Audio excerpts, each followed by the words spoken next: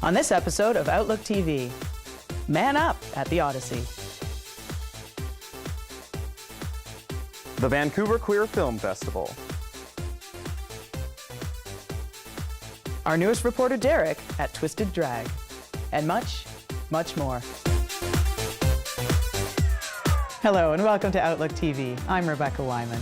And I'm Robert Mackay, and you're watching the Queer Magazine news show that brings you the stories that matter the most from coast to coast. We're going to start in Vancouver at the Odyssey Club. Man Up was present, and were they ever manning it up.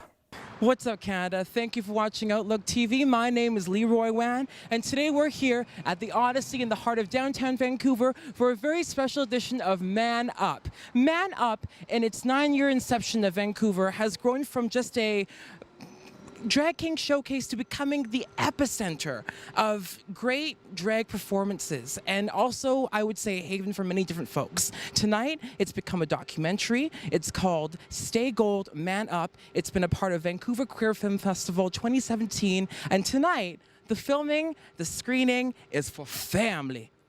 I mean, Man Up is really a big family, and we come together. We've gone through the ups and downs, and yet we still are a big family. And now we're just like expanding and we're growing, and people want to learn and people want to be taught. It was kind of surreal seeing the film up on the big screen and hearing people giggling to some parts of it and really enjoying it. It was a really great experience, but it also talks about the seriousness of what happens in nightlife culture, and like there is a rape culture involved in the bar scene. The body system was created by a dear good friend of mine, Ponyboy, and they thought, you know, let's do a harm reduction. Let's do the best that we can to protect our community and protect anybody who is not wanting advances or people coming on to you and saying, like, you know, we've got a buddy system, we've got people that will help you, we got people that will give you water, that will stop in case of any interference or things that you don't want. There's no reason to be scared to ever go to Man Up. Man Up is the safest space you could ever be in.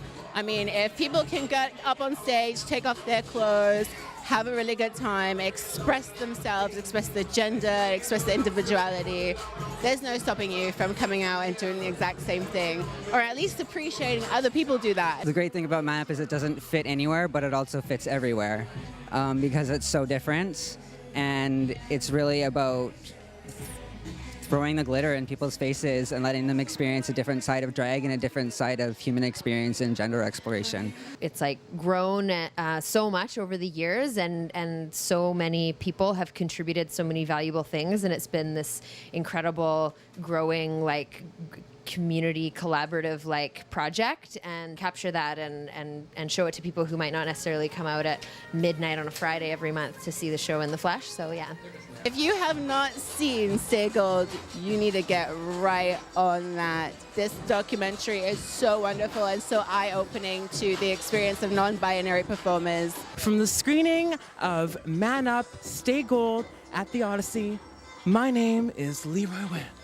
We're going to wing our way over to Calgary now for some Pride coverage. Sister Visa Decline goes up to the top of the ranks in the municipality of Calgary to talk to the mayor. Ooh. 7 years ago, I marched in my first Pride parade. It was a cold and rainy day, and I think the number of people in the parade outnumbered the spectators. And I got a little sense of what it was like in those first parades, when marching in the parade was an act of tremendous personal courage. It was an act that said, I'm standing up for others in this community, and I don't care what happens to me. It means a lot of great music and a lot of excitement, but you know something? I also think Pride is inherently political, because it's about making a statement about the kind of community we want to be. It's about making a statement about how LGBTQ2S rights are human rights. And it really is about standing up for the dignity and the rights of every human being. Happy Pride! The next year, as mayor, I got to be the first mayor to march in the parade as the Grand Marshal. And I got in that convertible, and there were thousands of people. I say it's just because I was the Grand Marshal, mostly because it was a sunny day. There were thousands and thousands of people And I stood up on the stage at the end of that parade and I said what I'm going to say again today. The great promise of our community, the promise that we fight for every single day, is that we have built a place where it doesn't matter what you look like or where you come from. It doesn't matter how you worship or whom you love. Every single person in every single corner of this community deserves a life of dignity. Every single person in every single corner of this community deserves the chance right here, right now, to live a great Canadian life. I've never been so excited in my life. Come on in, guys. You know, we are going into an election, shockingly enough, and I'm not here as a candidate, I'm here as the mayor, because I have to be mayor for all Calgarians. But I also think that we're living in a world where all of our gains and all of our advances are feeling very fragile. In a world where anger and bitterness is growing louder and louder. And so I think in addition to all the stuff about building a better economy, about building stronger communities, about making City Hall work even better, we also have an undercurrent of making sure that we're standing up for the dignity of every person in this place and for the opportunity of every person in this place to live their best possible life. Racism, religious bigotry, anti-Semitism, Islamophobia, homophobia, transphobia, louder and louder and louder. So what do? What is the cure? What is the antidote for that? Folks, this right here, this is the cure. This is the antidote. The power is love. And the power is using our everyday hands and our everyday voices every single day to stand up for the rights of every other one of us in this place, right here, right now, every day. We're going to have to take a little break now. Break. Get it? Snap. Snap. Nope. Okay. I tried.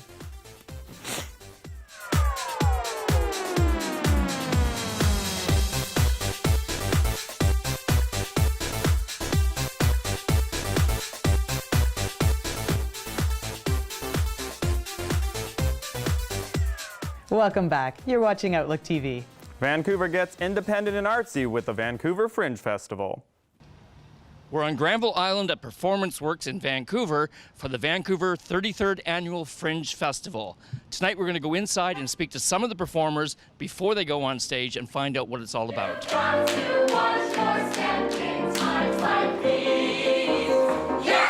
There are exactly 100 shows in the festival. I don't have the LGBT content off the top of my head. There are many, and you know, the festival has always been a big part of the LGBTQ community.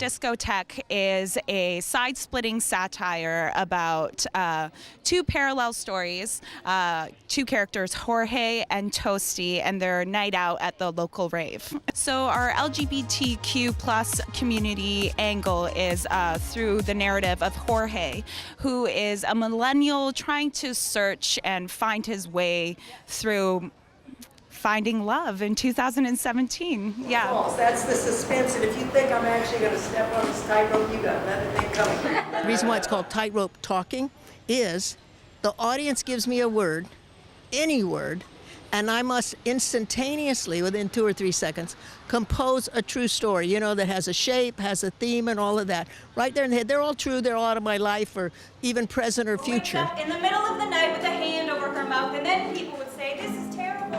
The name of my show is called No Big Deal, and the show covers sexual assault on public transit. It's based upon an actual story, and it's a 3-person show of interweaving monologues discussing this from the point of view of the young woman who's been victimized, her boyfriend, and the perpetrator who carried it out. I came out in my mid-20s, and I think in addressing an issue like this, sexual assault, any sexual issues, I think that our experiences coming out, how we grew up closeted, how we were sort of aware of all the sexuality going on around us and hit our own, I think that gives us a certain sense to be able to discuss sensitive issues like this in a way that other people don't. And I think the audiences really feel that. If love's the drug, I'm the dealer. we've got Cupid in training. She thinks she knows everything about love. Then she goes to go take her test, and she accidentally shoots herself and falls madly in love with a woman, which she didn't know could happen. And so it's about exploring your sexuality, exploring who you are, and finding love in unexpected places, and following your heart and letting that lead you wherever that takes you. After this festival, I'm hoping to take it to Australia, to Perth, Adelaide, and Melbourne. And then after that, Brighton in the spring, and then Edinburgh next year. For Outlook TV, this is Angus Pratt at the 33rd Annual Fringe Festival in Vancouver. And now a look at the Vancouver Queer Film Festival. Gary gets to interview a whole load of directors. Hello, we're halfway through the Vancouver Queer Film Festival, and it has been a great success with a diverse lineup of films. Let's talk to some of the visiting directors and hear what they have to say. नई special skills है मेरे पास, उसका मैंने neck break कर. All of our feedback has been fabulous. People are really moved by the films. Very occasionally, people have really big feels about the films, and sometimes those feels are uncomfortable, and sometimes they're really pleasant. And I'm actually okay with all of that. I want our community to be provoked by what they see, not just entertained. There are plenty of reasons why most people in the world don't want to date you, just like you don't want to date most other people. Project Guild is a 43-minute documentary about Asian male stories. So I basically gathered 8 different types of Asian guys from different ages. The youngest is 21 to a 68-year-old, telling our stories about just what it's like being Asian. This documentary is very personal. I would say it's probably 30 years in the making. I wanted to turn a negative experience into a positive experience just by, experiencing negativity in the gay community, and also just generally speaking, just by being something that I can't change about myself. Film is called Pashida, Hidden LGBT Pakistan, and it gives you a very overall umbrella view, very efficiently, I think, in 29 minutes, of the state of play for LGBT Pakistanis, the full spectrum. हम लोग ना इस होली में हमें job मिलेगा और लोग कहते हैं हमारी बेइज्जती हो हम लोग बस सफाई मिल जाती है काम करने के लिए बस और क्या मिल जाए खाना पका लेते हैं लड़कों के लिए स्टूडेंट के लिए I think it's really important to note that before the British came along and before like the modern era, several centuries before, LGBT people actually had a lot more rights and a lot higher status in South Asia and India, and including Pakistan. So, for example, transgender women held very important posts in government and so on. Give me the money. Half now. Half when we are done. Taxi Stories is a mosaic film comprised of 3 different stories in 3 different Asian cities about the growing divide between the rich and the poor in Asia, a showcase in 3 different types of Asian countries. For myself, I'm a queer filmmaker. The stories I'm interested in are always have a queer side to it. In Taxi Stories, for example, the first story, the main character gets picked up outside a gay club in Beijing, and then we find out what goes on between him and this rural provincial taxi driver. Next year is our 30th anniversary. You might be able to see some queer film programming happening outside of the festival next year so that we can properly celebrate our community's 30th anniversary. This is Gary Wolfeder from Outlook TV from the Vancouver Queer Film Festival.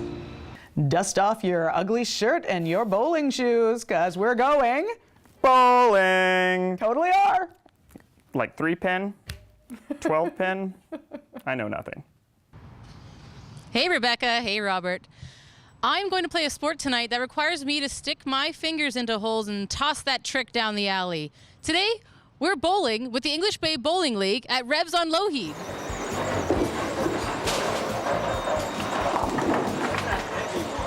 Today is the first night of the LGBTQ bowling league called the English Bay Bowling Association or Bowling League. And we're really excited because we've been doing this for 35 years in Vancouver. And it's just a fun way to meet people and to have a little bit of exercise and to just get out and do something nice on a Sunday evening. Anybody over the age of 19 is welcome here, and it can be LGBTQ and friends and family as well.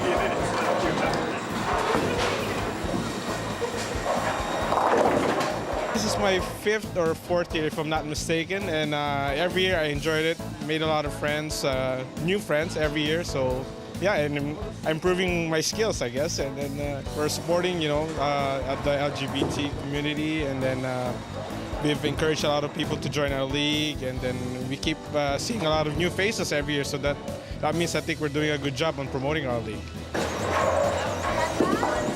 Who's the best bowler on your team? Daisy. That's all I'll say. I think I've seen her in 11 years. I think I've seen her make 2 games under 100, and her average is about 160.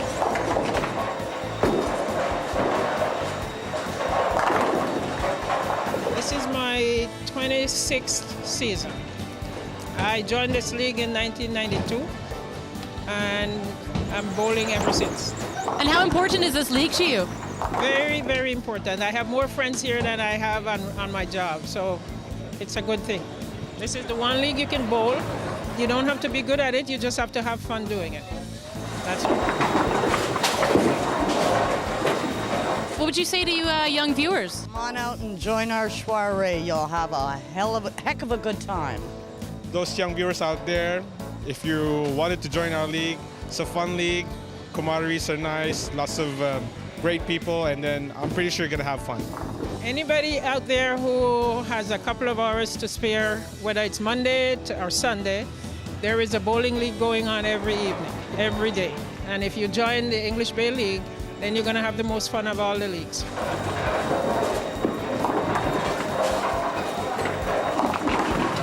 Hey, that was a lot of fun. Once again, I'm Emily Ann Fraser, and this was the English Bay Bowling League. You're watching Outlook TV. Thanks for watching. I'm gonna go register. Thanks. We have to take another little break now. I have to work on this. Oh, do not touch the hair. Hi, I'm Trinity Taylor from RuPaul's Drag Race Season 9, and you're watching Outlook TV.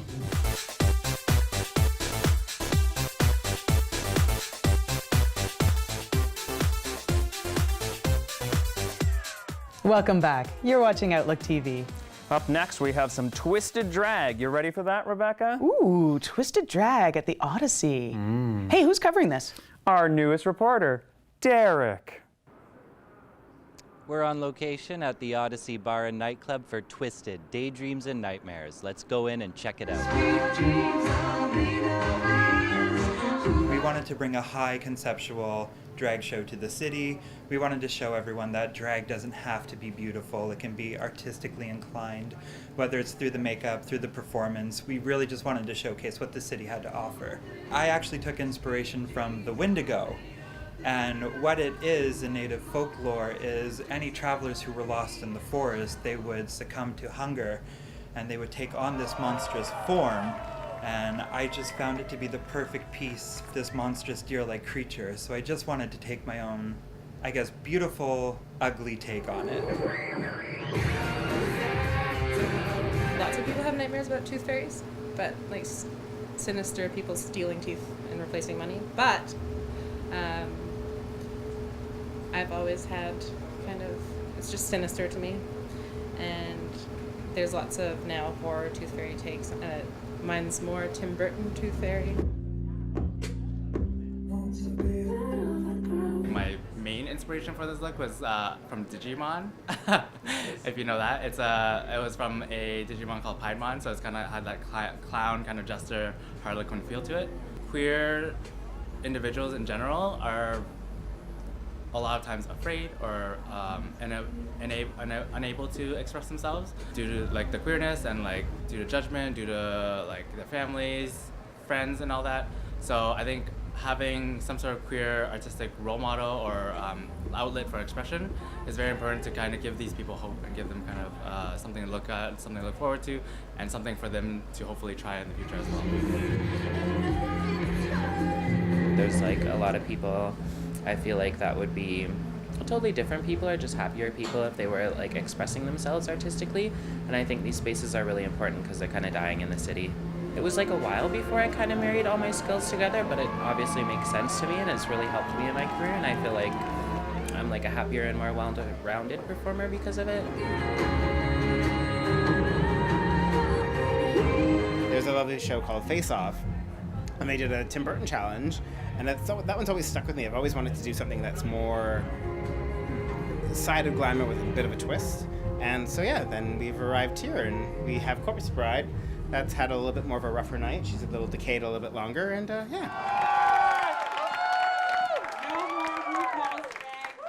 Amazing show. I know I'm going to have some twisted daydreams and nightmares after that. I'm Derek, reporting for Outlook TV, and we'll see you next time. We're going to head back to Calgary now for the final party of Calgary Pride. Right in the heart of Twisted Element nightclub, and Sister Visa Decline has got the story. Ladies and gentlemen, you know her, you love her. It's Chi-Chi!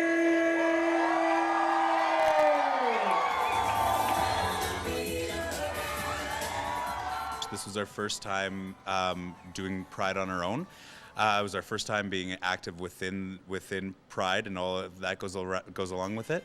It was our first time doing a parade, and then because of our sponsorship, we were the official after party. So we weren't really knowing what to expect, so we planned the best party we could. We brought in Trinity Taylor from RuPaul's Drag Race. We brought in Kid Madoni, who this is his 3rd year in a row DJing for us, who's an awesome DJ from Miami. He does all the circuit parties, he has all the lasers, he has all the fun stuff like that. And then we brought in one of our crowd favorites, who is Del Stamp from Vancouver, so he has a huge following here. So we opened at 5, and for the first time in the history that I remember, we were at capacity by 10 p.m., which was amazing. And then at one point, the lineup went over a block long. It wrapped around the building. So I guess it worked really well for our first Pride. This is Trinity!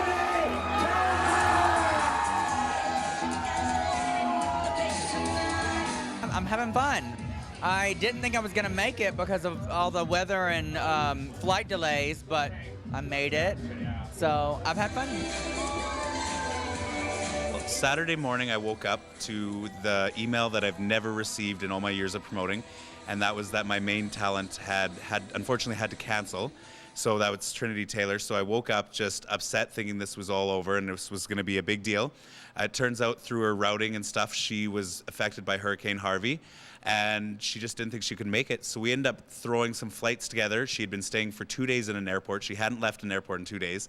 So we threw in some extra flights, we figured out some extra ways, and we actually got her to come. It was quite a journey for her. How we doing?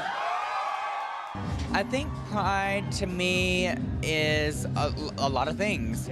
The biggest thing is acceptance, and more so acceptance of who you are, and being proud of who you are, and just being who you are.